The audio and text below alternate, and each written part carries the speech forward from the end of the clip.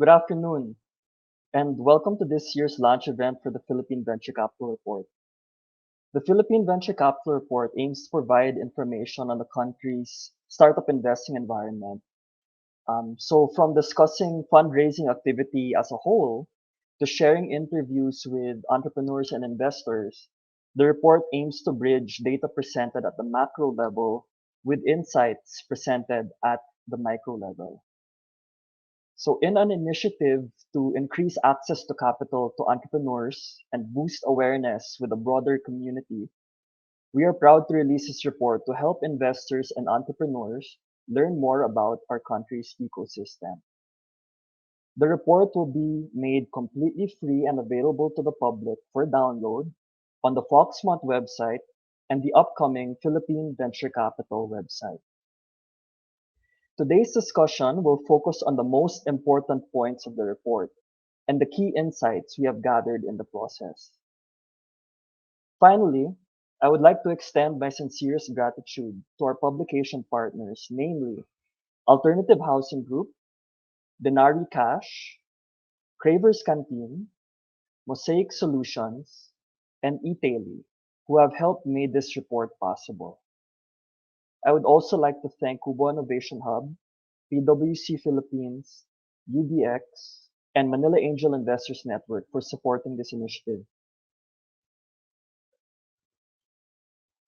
So just a brief background about myself. I currently oversee operations at Foxmont, where the department covers areas like research and special projects, just like this one.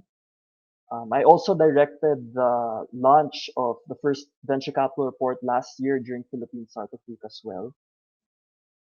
And that report can also be found completely free on our website.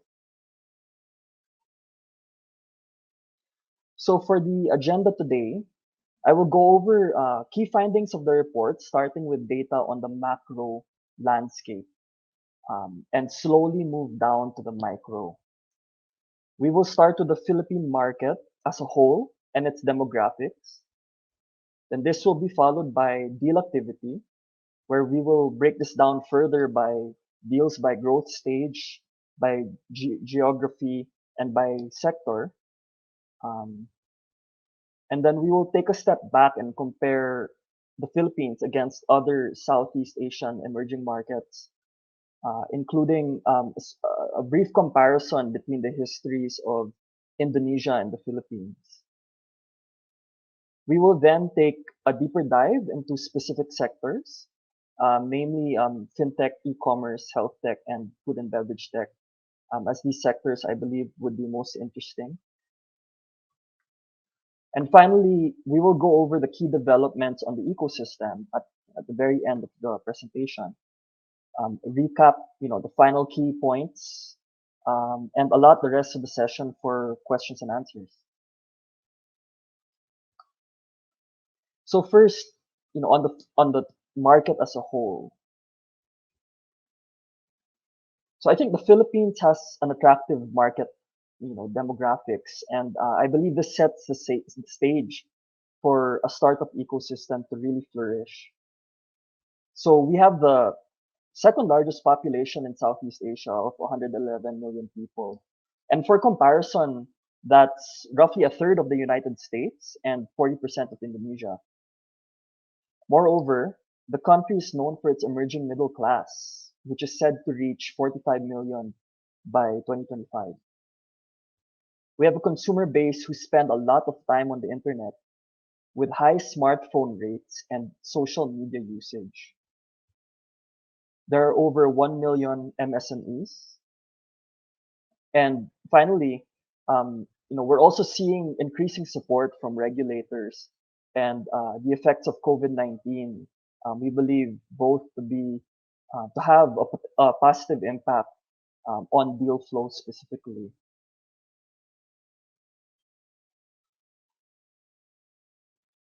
So, we're seeing an increasing number of startups registered in the public domain.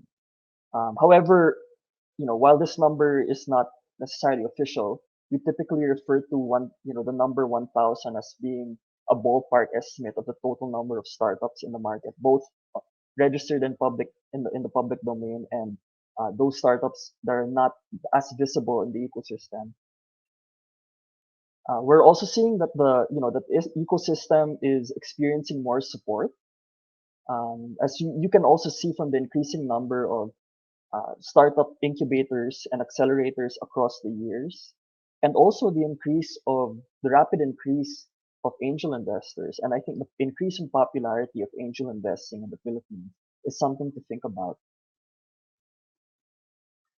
Um, the first half of 2021 alone saw a record, $438 million in funds raised. This is compared to the full year of 2020, recording 184 million in funds raised, and in the full year of 2019, recording only around 38 million.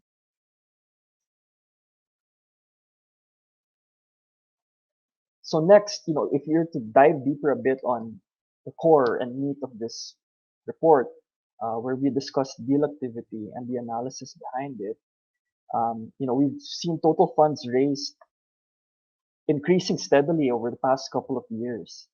Uh, it recorded $325 million in total in 2018, $38 million in 2019, 184 million in 2020, and again, 438 million for the first half of 2021. So for the full year period ending Q2 2021, total funds raised amounted to close to $500 million with a closed 64 deals.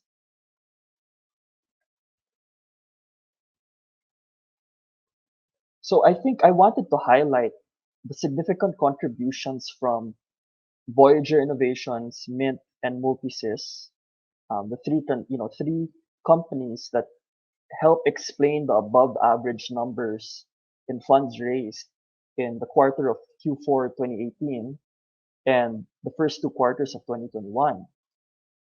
While these three companies are also backed by telco conglomerates PLDT and Globe Telecom, they were also done alongside regional growth venture funds such as Tencent Holdings, KKR, and Warburg Pincus. So if I may draw your attention to the gray lines on the chart, um, excluding these landmark deals of conglomerate-backed startups in the growth stage, you can see that Q4 2018 adjusted for this amount would arrive at $27 million, and the first Q1 of 2021 records 32 million, and Q2 of 2021 records 78 million. And I think it's important to note the steady increase over the past four quarters from Q3 2020 to Q2 2021. So yeah, I think taking a step back, right, and asking what these numbers are trying to tell us, I think there are three key themes that are happening here. So first is that I think we're starting to see traditional corporations, really recognizing the need to innovate through startup technologies, and I think we're starting to see them actually act on these innovative decisions by actually allocating funds to acquire and to fund these technologies and these companies. Next, among these conglomerate-backed startups, their ability also to secure co-investment partnerships with regional growth funds might be indicative of a bullish view shared by other offshore growth investors. And I think with the removal of these outlier growth stage deals, I think growth, as I mentioned earlier, the growth experience over the past four quarters alone, I think are indicative of the increasing participation from local investors, both early stage venture funds and angel investors. So I think it really begs two questions here. I think the first one is, does this mean that we can expect more M&A activity from other traditional corporations.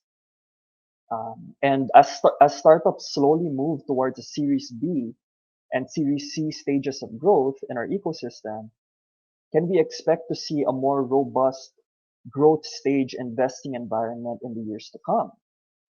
Especially with the continued support and participation from the likes of KKR, Tencent, and Warburg Pincus, among many others, who participated in these growth deals and landmark transactions. So the report really covers a 2.5 year period from 2019 to the first half of 2021. However, I thought it'd be relevant to show you the top 10 deals that occurred from Q1 to Q3 of 2021. So for the first 9 months of this year. And I want to sort of break this group into two. You have the first two being later stage and private equity deals, Mint and Voyager, as I mentioned previously, and the latter eight, right? So I think focusing on the first two deals for now, right? Mint and Voyager are in the later stages of growth and backed by Globe Telecom and PLDT, and companies that have attracted growth venture um, funds investing in them. Um, Apart from you know other affiliates and within apart from receiving backing from within their own affiliate group. Uh, and so now focusing on the bottom eight, right, which are non-conglomerate backed companies, are making it to the top 10 in the Philippines. Uh, that attracted both local and regional. I believe all of these companies have attracted both local and regional investors in the venture capital space. I would also like to highlight that these companies are slowly moving towards the growth stage and starting to break the Series C barrier in the Philippines. So, for example, Kumu successfully completed its Series C round a few weeks ago with General Atlantic as its lead investor. So I think we're starting to see sort of early generation startups, Great Deals, Metromart, Kumu, the list that you see here, um, start to break that growth stage barrier and enter into a larger stage in their growth cycle.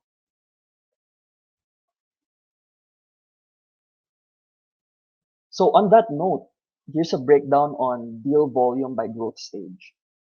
So, as we can see, deal volume is highly concentrated in the early stage funding. And when I say deal volume, I'm referring to the number of deals closed, not in terms of amount of funds raised, but just on deal count and deal volume. Early stage funding comprises the stark majority of volume. A total of 59 deals were completed in the past year, with an 86 and 14% split between the early stage and late stage, respectively. And note that this count was based on what we could find in the public domain. So it fails to cover those companies that have closed rounds that decided not to publicly announce their deals and their fundraising activities. So maybe we can sort of treat this as somewhat a sample of the total, but maybe a slightly biased sample. And I think as mentioned previously, I think we're starting to see more companies enter the Series C stage in the near term. So it's not covered here because it only covers until June 2021. But next year, this would have a Series C category included. Now, in terms of geography, the national capital region of the Philippines remains to be the epicenter of deal activity in the country, comprising 82% of total deal volume. Manila, Makati, and Taguig alone, together rather, comprise a bit more than half of the total at 58%. We're also seeing global reports recognize improvements in the Philippine ecosystem. So according to the 2021 Global Startup Ecosystem Report, which I recommended to you download and take a look at, the country inched only one spot in the past year to rank 52nd among 100 countries globally, in terms of how robust their startup ecosystem is. However, Metro Manila was also considered a top 20 city in the Asia Pacific region. So that report typically covers a country in two ways. First is the country as a whole compared to other 100 countries, and specific cities of that country, um, compared to 1,000 cities in the world.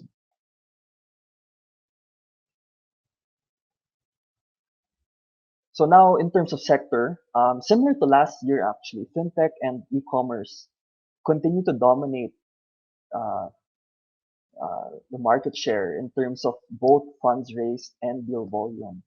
So over the past year, fintech brought in 428 million, or 82% of funds raised, while e-commerce brought $48 million, or 99% of funds raised.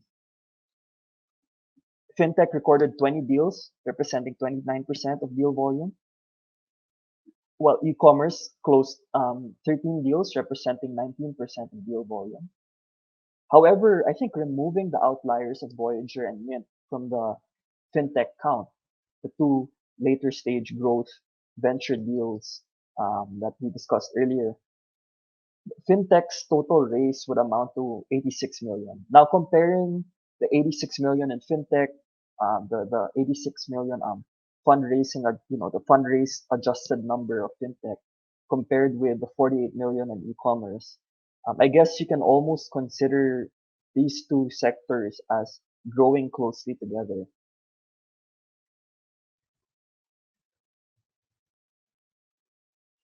So now I want to talk about what these numbers mean and how these compare to other markets and emerging markets in Southeast Asia.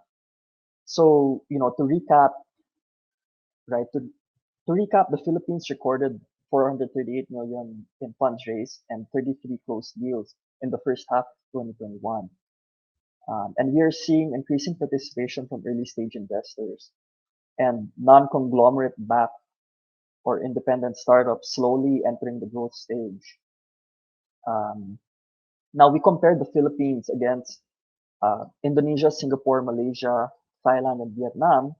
And what we found was, the Philippines experienced the fastest growth rate in funds raised over the past two halves of pandemic years, namely from the second half of 2020 to the first half of 2021. And that beats the rates of Malaysia, Thailand, and Vietnam. The country also represented 9% of funds raised out of these six countries and 6% of deal volume. However, the country still lags behind the stellar performance of Indonesia when it comes to attracting venture capital and deal activity. So, I sort of want to zone in on Indonesia and the Philippines for one moment. So, for those of you who believe that history repeats itself, I sort of want to talk about Indonesia in early 2010 for a while and comparing that to the Philippines today.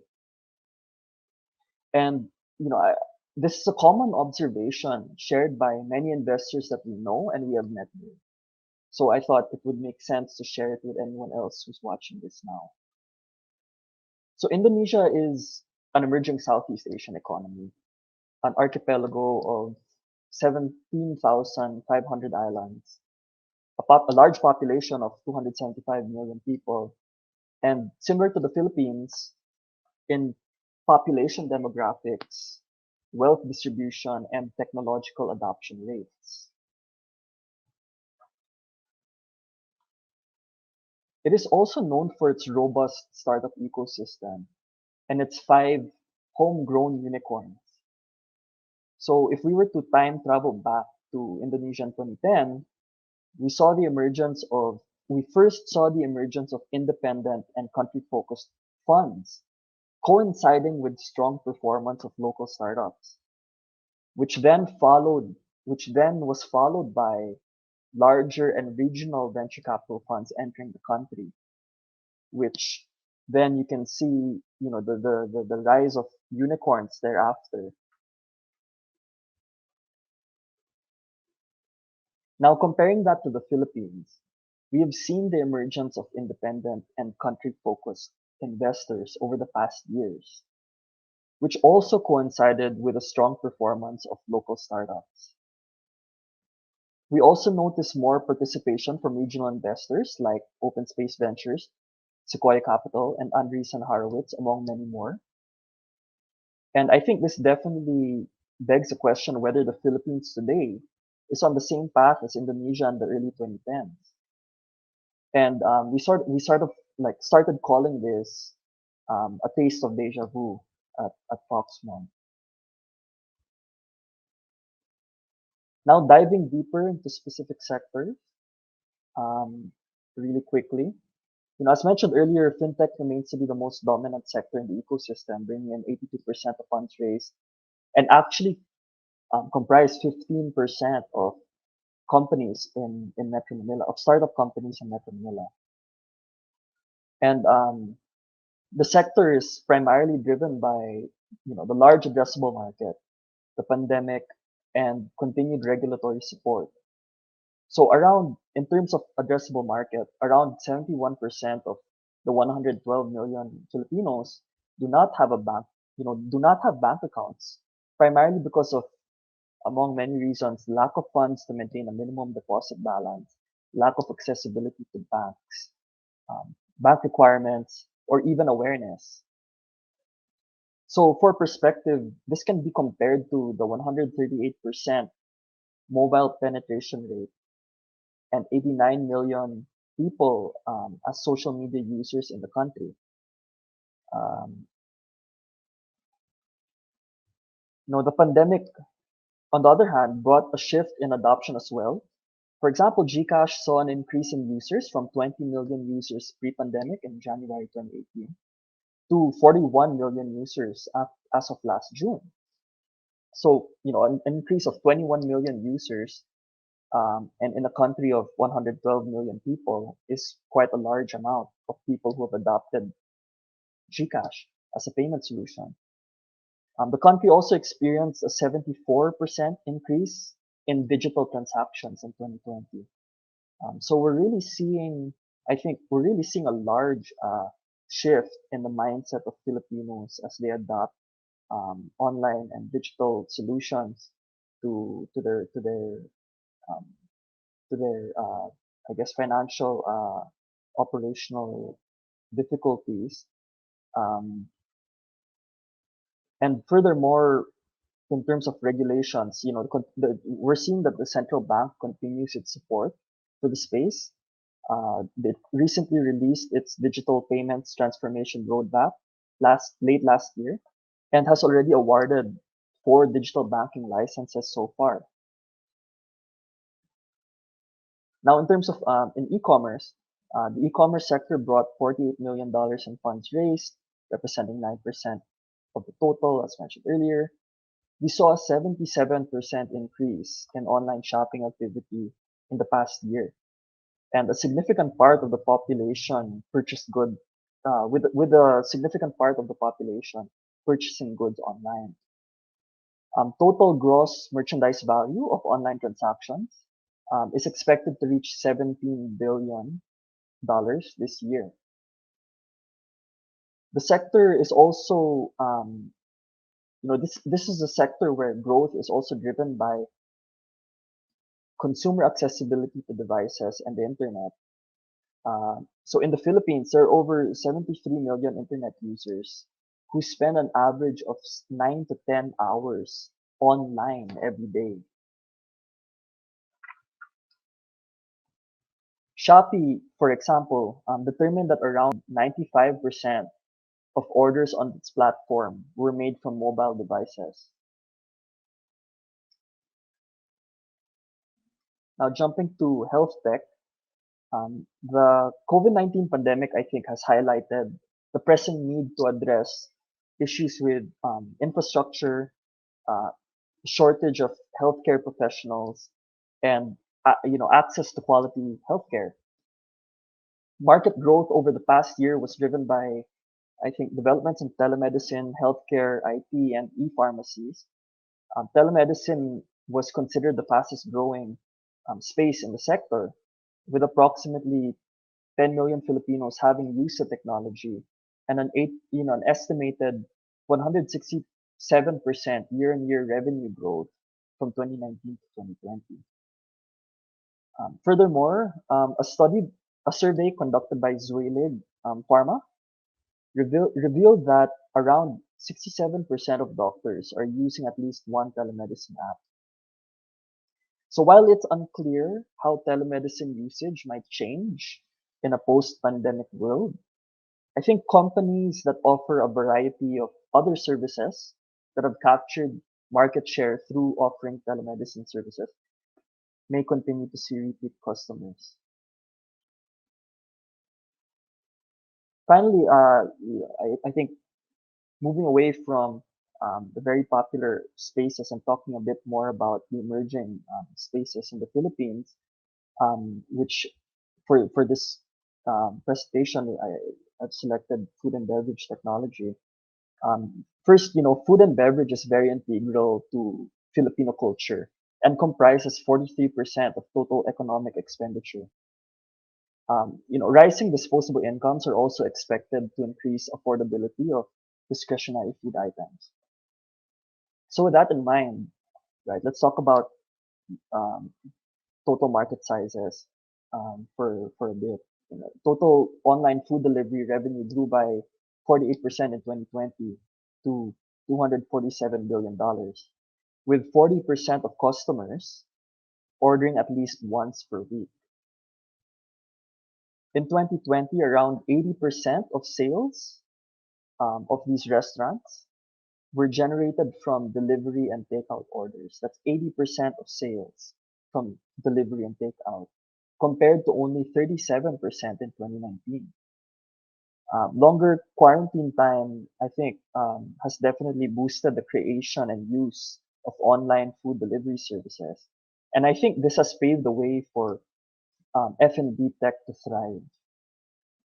So throughout the pandemic, we've seen an increase in online presence from brick and mortar brands, the expansion of super apps into the space, the likes of Grab, and very interestingly, the emergence of cloud kitchens.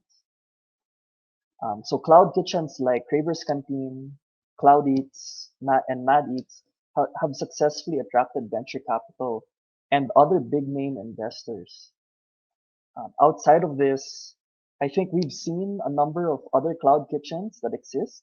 However, they are less visible to the ecosystem, but they are emerging.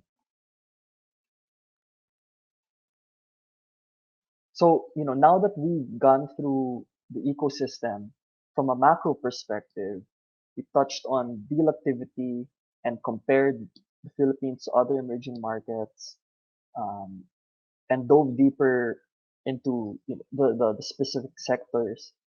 Allow me to sort of conclude and end with a recap and some key observations that we're seeing at the micro level. So I think first, we recognize that traditional companies continue to seek ways to innovate and are starting to do so by investing in startup technologies. And this is seen from telecom giants PLDT and Globe as primary examples of this. We're seeing an increased presence of growth capital in the country, likes of KKR, Tencent Holdings, Warburg Pincus, and General Atlantic, among many others. We're seeing an increased attraction in early stage investors in the form of either newer funds or larger allocations. So, these are the likes of Andreessen Horowitz, Sequoia Capital, Insignia Ventures, Gentry Fund, and Buco Ventures, among many others. Fourth is, earlier generation startups are beginning to break the Series C barrier and enter the later stages of a startup growth cycle. Five is that conglomerate-backed startups are also actually on the path of achieving unicorn status. So, for example, Mint, which is an affiliate of Globe, closed a $300 million raise at a valuation above $2 billion just a few weeks ago. So this places it at the unicorn status, and we might expect more of these to come. Number six is, continued regulatory support with the issuance of, for example, with the issuance of digital banking licenses, the government's launch of its own startup venture fund, and the development of regulatory frameworks, I think are key evidences that the government is acting fast to try and support the market. Number seven, the increased visibility on the local ecosystem in the region as the country ranks higher in global reports, as the country as investors and startup entrepreneurs in the country also establish deeper ties with regional investors. And as we continue to see an increased amount of press coverage on the country. And finally, I think the most interesting and the most exciting here is the beginning of what we're calling Sinigang Valley, which is a grassroots initiative to develop an area in Poblacion Makati to the next Silicon Valley-like center of the Philippines. And so on that note, I'd like to end by inviting you to visit the Sinigang Valley website and explore how you want to participate, help out, and take part in this project. Thank you all for listening.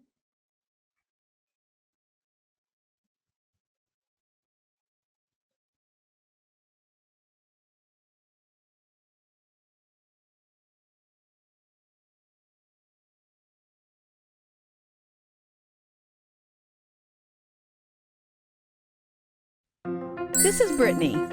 She's been tasked with producing the company's next big event, happening in just a few weeks. The event technology options are seemingly endless.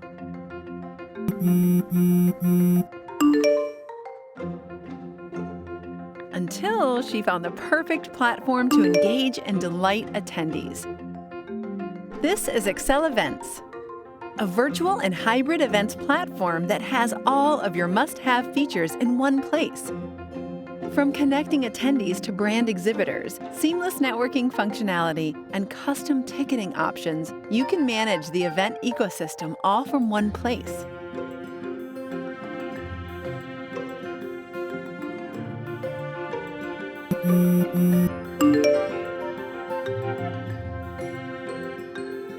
Stream your live videos right on the platform, or integrate your favorite streaming provider so speakers can focus on delivering their message, while event managers are confident about delivering their run of show. Attendees can have direct access to speakers using built-in chat features. They can have one-on-one sessions with speakers or other attendees to create an intimate networking setting. Attendees are able to connect to multiple live sessions without ever leaving the platform. Create better events with flexible agendas. Native live streaming. In-depth analytics. Lead gen management. Multiple concurrent session functionality. Integration with popular software solutions.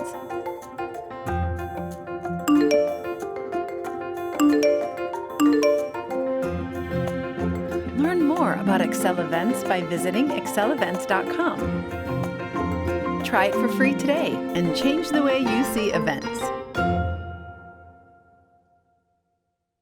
Your customers have bills to pay, essentials to buy, and services to hire. Make it secure, reliable, and hassle-free for them with PayMaya. PayMaya's payment solutions have you covered because now you can accept all kinds of cashless payments any way you do business, whether it's in-store, delivery, via mobile app, on your website, or even without a website. Plus, you can monitor your business growth on a single dashboard.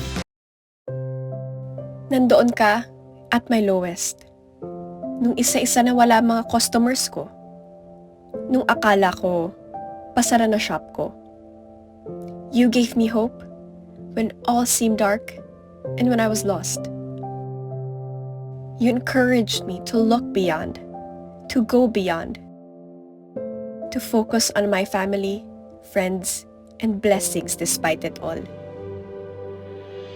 Lahat yun, naitawid ko kasi nandyan ka sa tabi ko, nagpapaalala na kaya ko. So ngayon dahil sa'yo, mas matapang na ako to face any challenge. And now I realize what matters most. So thank you. Thank you for being there for me through everything. Nagbago man ang mundo, alam ko, kaya ko na harapin ang araw-araw na walang takot. Kasi you are just right by my side. And I can always count on you. Kaya salamat, ikaw talaga ang BFF ko.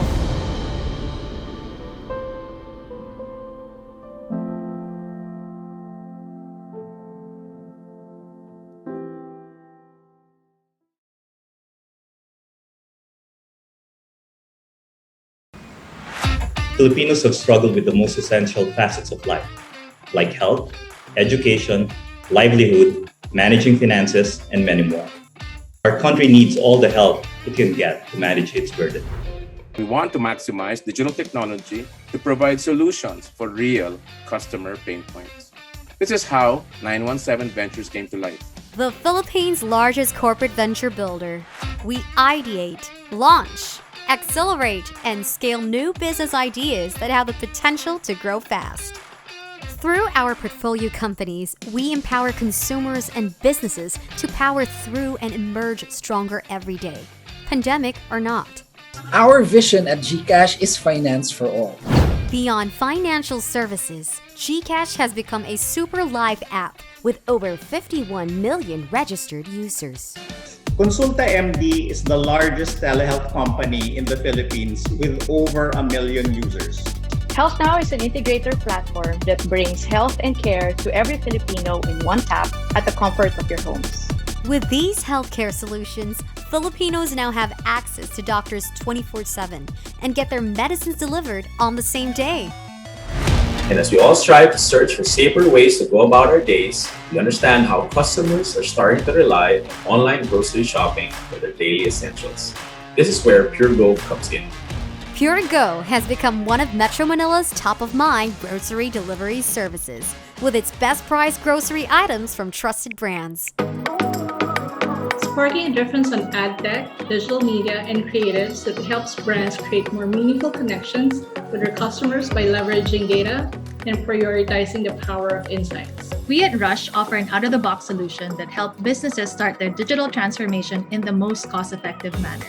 Rush and AdSpark's marketing, loyalty programs, and e-commerce solutions help future-proof businesses, prepare them for the surge of online shopping and transactions, and find their footing in the digital world.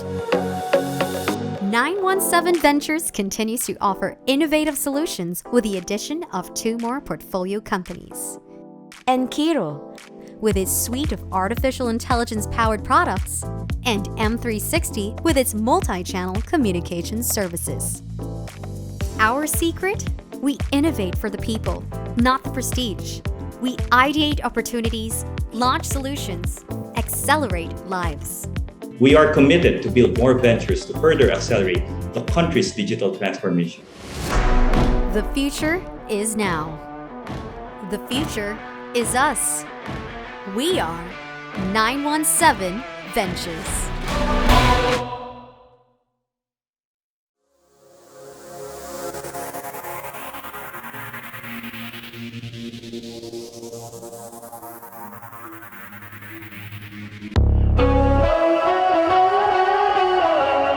Multisys Technologies Corporation is your one-stop system provider. We do advanced systems research and development, focus on evolving assets of IT systems, platforms, and software solutions. We show integrated set of programs and solutions that drive businesses nowadays. Backed by our R&D team, we are able to customize solutions according to your business requirements with speed, accuracy, and efficiency. In our efforts to help Filipinos' way of life through digital innovations and transformation, we partnered with IT companies, system contractors, government agencies, big conglomerates, small and medium enterprises, and tech startups as well. We go above and beyond partnerships. It's a teamwork, and we make sure that your business and ours grow together. We find success in every collaboration and establish meaningful connections. That's why we want to partner with you. Here at Multisys, we empower your business.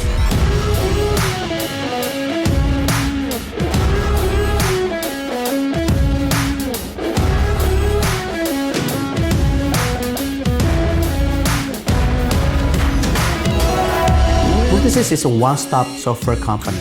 So instead of you talking to too many integrators, you'll be able to come up with a centralized and automated way of doing things. We have a team that really move like one. So they are really united. So instead of one programmer, one system approach, I think multiple programmers joining force together, they can collaborate easily.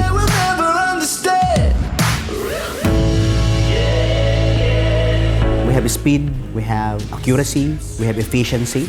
I think that's the secret of the group. That's why companies love to work with us. It will be faster for them. It will be more efficient to develop and deploy a certain system.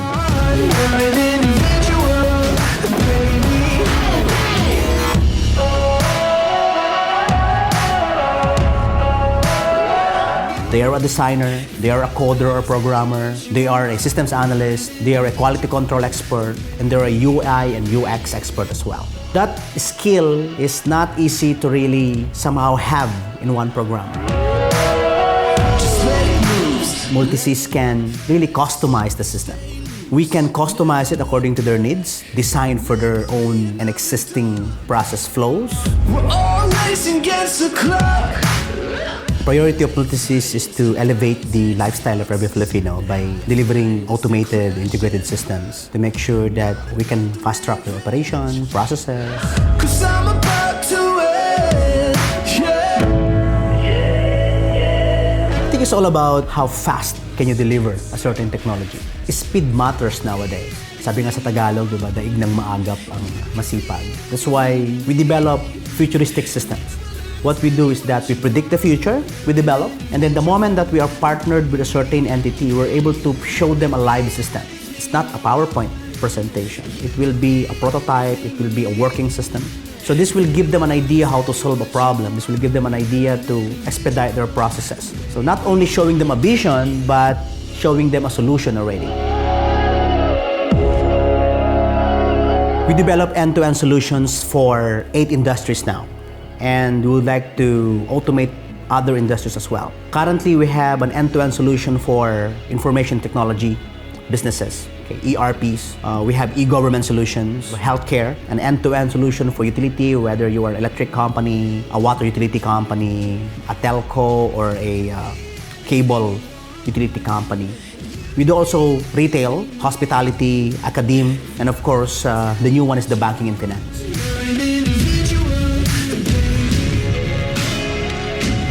Here at Multisys, we empower your business.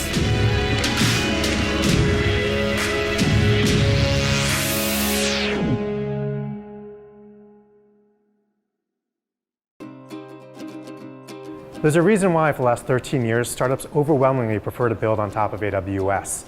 We have the largest number of services, making it easy for you to take on some of the biggest challenges with the smallest teams. We also have partnerships with the top VCs, accelerators, and incubators around the world, making it easier to secure your next round of funding. I'm a solution architect with the AWS Head Start program. What we do is we work with startups in the education sector, and we help them build their services on AWS. So We Power Tech is AWS's Diversity and Inclusion Outreach program.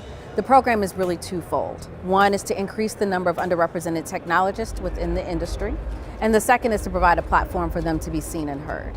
If you're wondering how the AWS evangelism team might be able to help your startup, there are many ways. We're technically credible across our entire catalog of products, so we can help you figure out which services might be able to meaningfully impact your business. We also want to help tell your story. So if you're building something cool, we want to know about it and help spread that message to the world.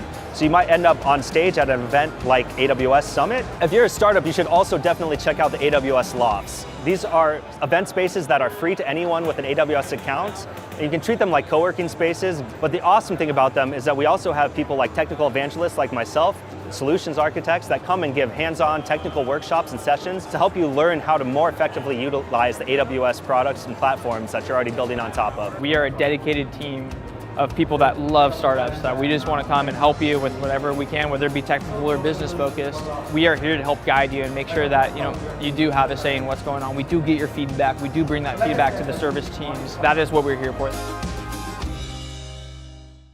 Did you know that 10% of the Filipino population ends up working abroad due to lack of job opportunities here in the Philippines? That translates to thousands of mothers and fathers who are faced with a similar kind of difficult decision that my mom and dad had to make many years ago, right? Either to stay here in the Philippines, unemployed or underemployed, but together with the family, or for one of them to go abroad with the hopes of being able to provide for a better future for the kids.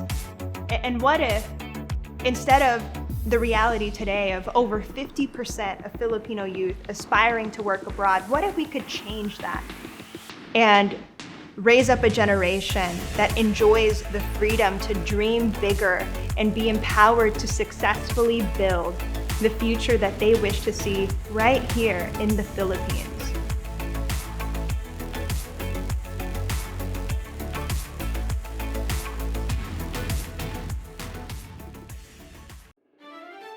My name is John Aguilar, and I'm a serial entrepreneur based in Manila, Philippines. I've gathered a formidable cast of business and industry leaders looking to fund and support the country's post-pandemic solutions. Dennis Anthony Uy, co-founder and CEO of Converge ICT Solutions. David Almirol Jr., founder and CEO of Multisys Technologies. Rose Ong, Senior Executive Vice President and COO of Wilcon Depot. Bernard D., Visionary Mayor of Kawayan City, Isabela.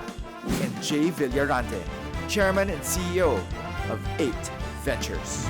Our goal is to find and support the new breed of heroes taking on the challenges of a post-pandemic future. Many will try, but only a few will make it to the final pitch.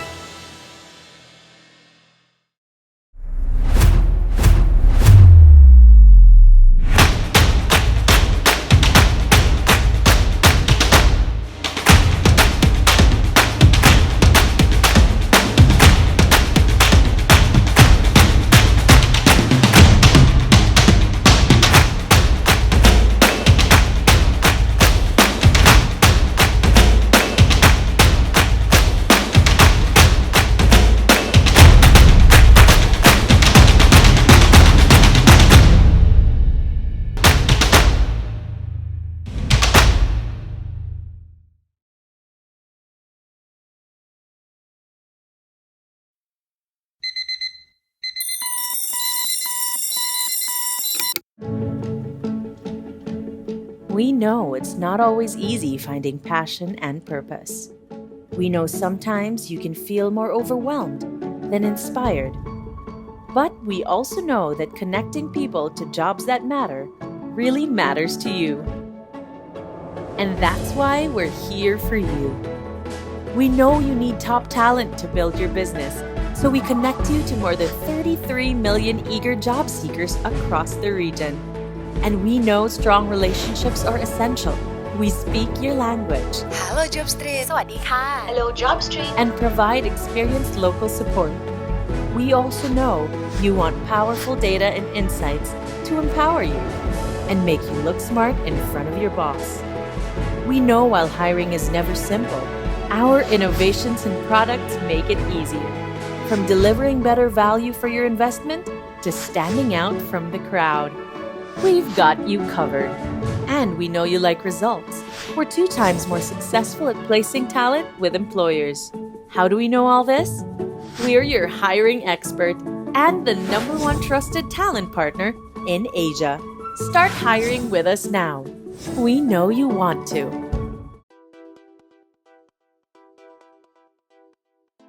Here at Open Space Ventures, we believe in investing with active intelligence.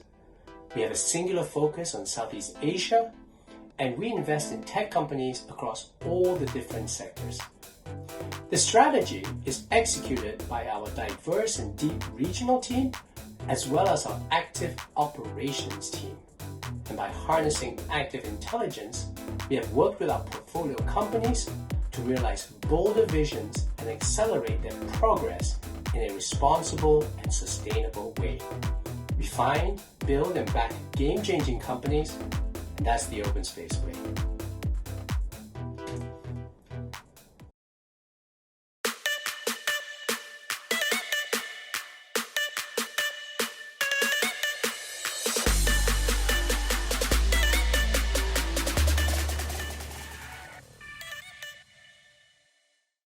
If your business isn't online, you need to catch up and fast. PayMongo helps you accept online payments from credit cards and e-wallets, whether you're selling on social media or through your own website or app. Get started with no upfront costs. Sign up for free today.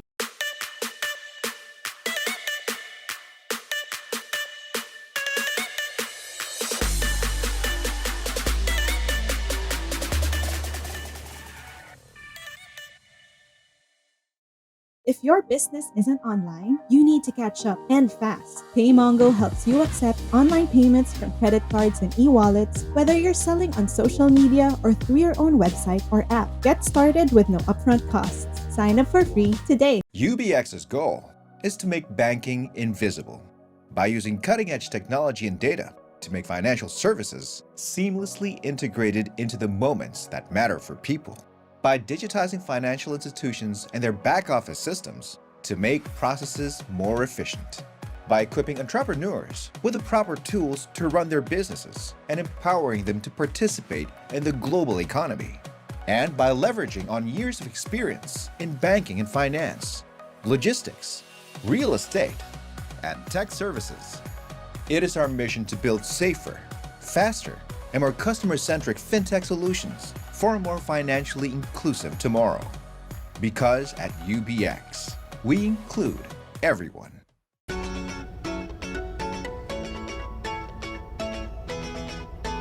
Okay, are we okay? Ibabalita ka daw ah. Dami ko nang...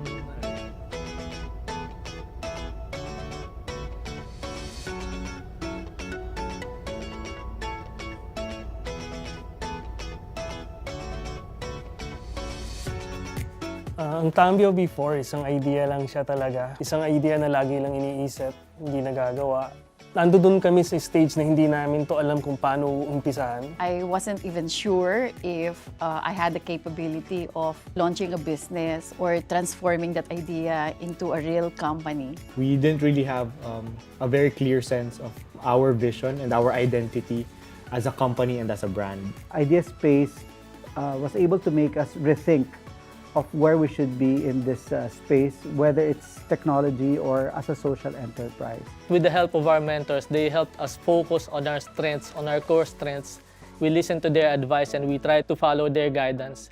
And now nakikita namin yung fruits nun because it's easier for us to onboard new clients and it's easier for us to serve them also. I learned how to lead people, how to properly engage with different levels of individuals, and how to look at the business in terms of numbers. As an individual, I feel like I've grown so much. Before, I was just very operations-driven, but now I see myself as a visionary looking at other opportunities for all of our customers. And I think that brings me so much joy when I sleep at night. The fact that the PLDT group supported us, it actually helped boost my confidence. After Idea Space, we were introduced still to a lot of other would-be clients. More particularly, right now, we're doing our product development with Meralco and Paymaya. These are one of our key products that we think that has really great potential. On top of these 30 paying private schools, we have around 100 public schools who are enjoying the benefits of Front Learners e-learning. Partners namin ang Department of Science and Technology, Teach for the Philippines, and then also mga CSR na mga companies like Huawei, like Samsung, and Smart. They have education advocacies. We have engaged heavily, or at least engaged with Smart and Voyager. So for Voyager, we have been dealing with them particularly with PayMaya, since PayMaya is a distribution channel that we can use. And another one is with Smart and Smart PLDT Foundation. So actually right now we are in the process of them sponsoring us also with various tools like tablets for us to fully implement our paperless system on the ground. Without IdeaSpace and without your support, TimeFree wouldn't be here. Manila, the Philippines, Southeast Asia needs programs like IdeaSpace, and more startups need this kind of support. Huwag kayong titigil. Mas kailangan kayo ng bansa natin ngayon. Marami pang mas deserving kaysa sa amin. Without you, we won't be where we are today, and we won't be wherever we'll be in the future. So again, from the bottom of our hearts, thank you.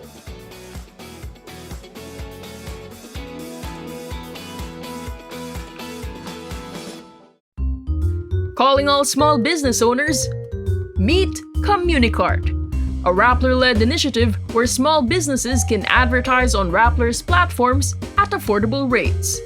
Get featured on our socials or through a listicle.